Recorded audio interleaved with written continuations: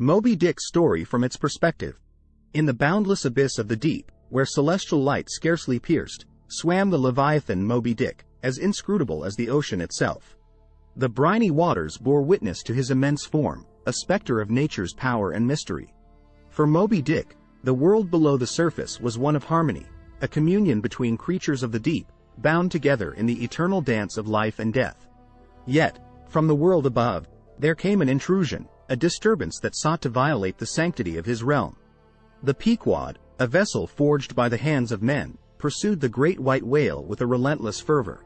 At its helm stood Captain Ahab, a man consumed by obsession, his very soul tormented by the desire for vengeance against the beast that had cost him his leg. Moby Dick, though far removed from the understanding of human emotion, sensed the malevolent intent that drove these men to trespass upon his domain.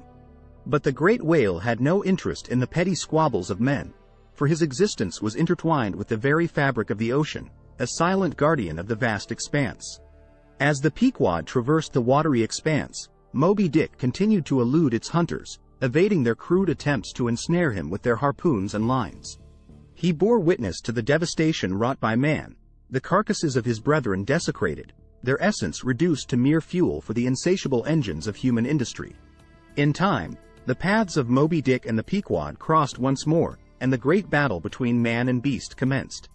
The white whale, in defense of his world, struck back against the tyranny of Ahab's pursuit.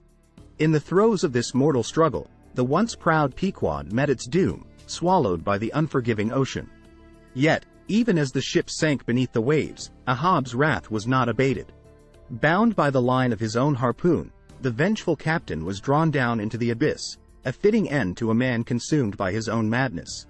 And thus, the great Moby Dick endured, the indomitable spirit of the deep, a reminder to all that the forces of nature shall not be tamed by the whims of men.